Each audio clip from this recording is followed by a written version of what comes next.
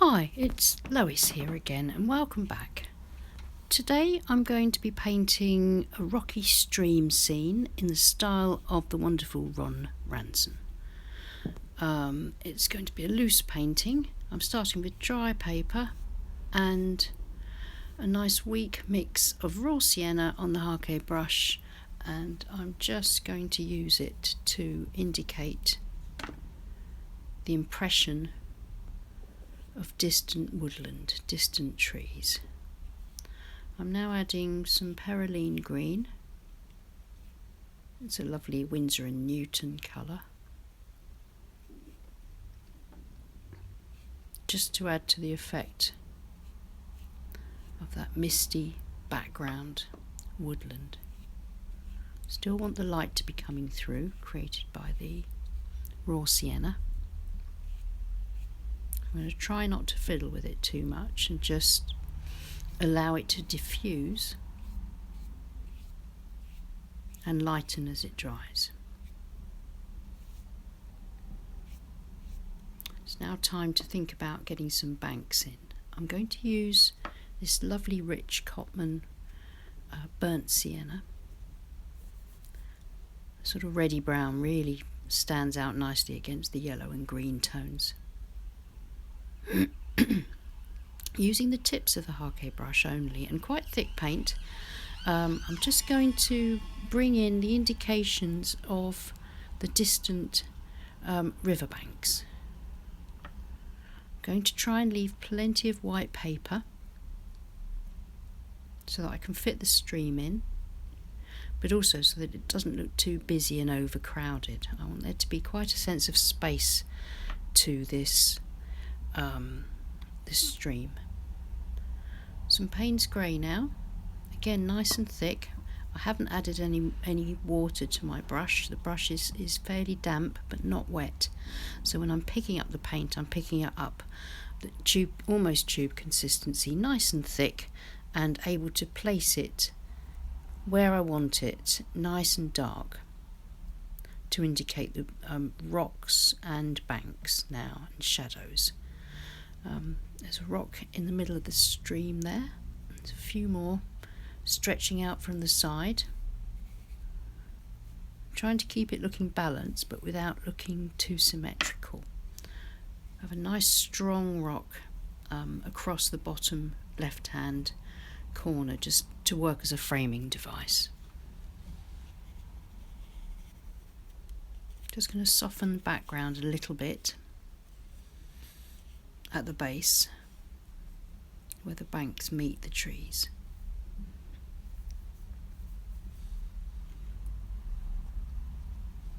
A bit more of the burnt sienna.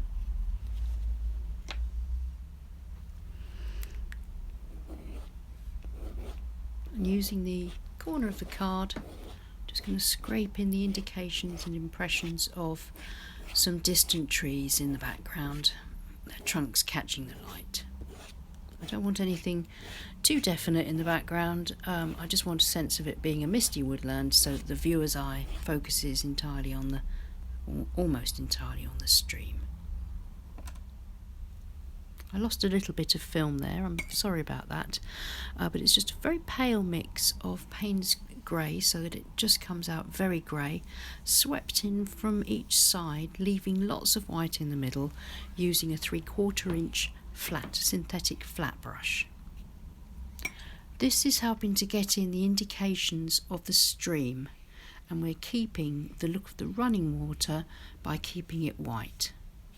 I'm adding a bit of cobalt blue to the mix, just to strengthen up that grey, bring a little bit of colour to the stream, but still leaving as much white as I can in the middle.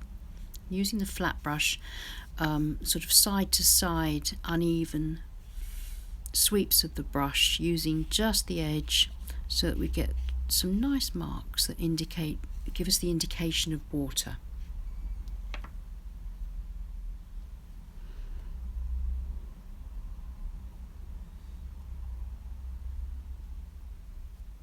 Just going to strengthen up the rocks in places, maybe just adjust the shapes slightly flatten out the bases a bit. When you get a painting to this point, it's a matter of just looking at it and thinking to yourself, where can I slightly improve it without fiddling too much? Does it need to be darker here or lighter there? And you can just make little adjustments.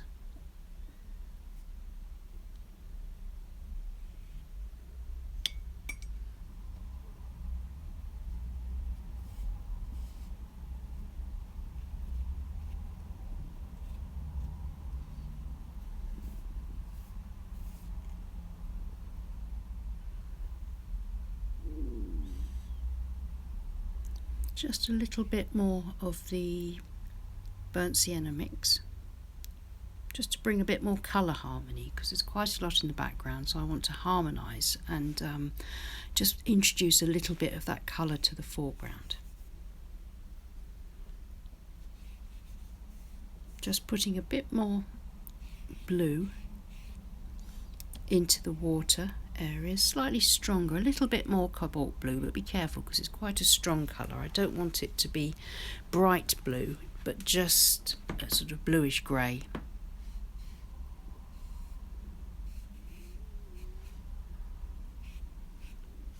Right, and I think it's looking okay now. Kept plenty of white paper for the water, so we're not going to need to use any white gouache, although if you try this painting and you find you haven't left enough white, then white gouache is wonderful at the end to create splashes and ripples and more white water if you haven't preserved enough of the white of the paper.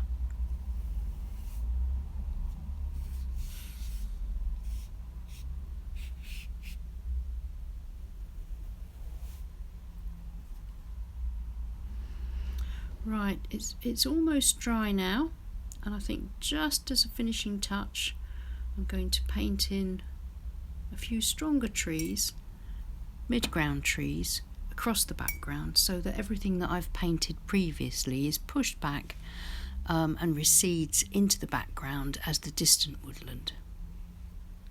I'm using the rigger brush, and you can see where the paper's still slightly damp on the trunk of that tree, but it's giving it quite a nice texture, like it's covered with ivy.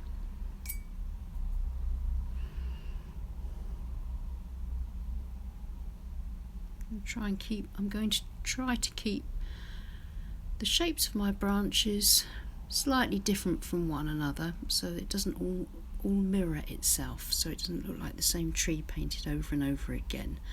I want the other trees to be less dominant. This one tree at the front is going to be the focal point.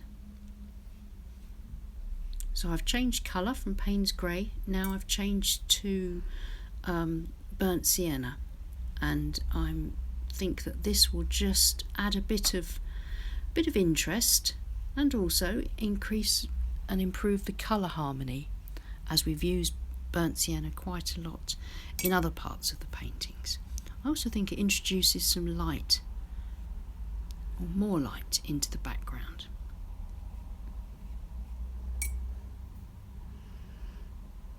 Just on the other side, I'm going to use some Payne's grey, but I'll keep it very, very much thinner and paler than on the left side and that dominant tree.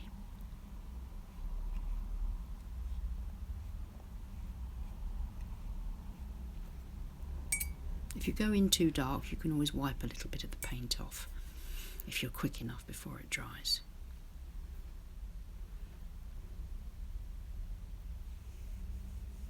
I've just done a little bit more work off camera to the main tree. I'm just going to finish it off just with a couple of little extra strokes here and there of paint, just little extra touches, whatever you think would improve, but without fiddling too much.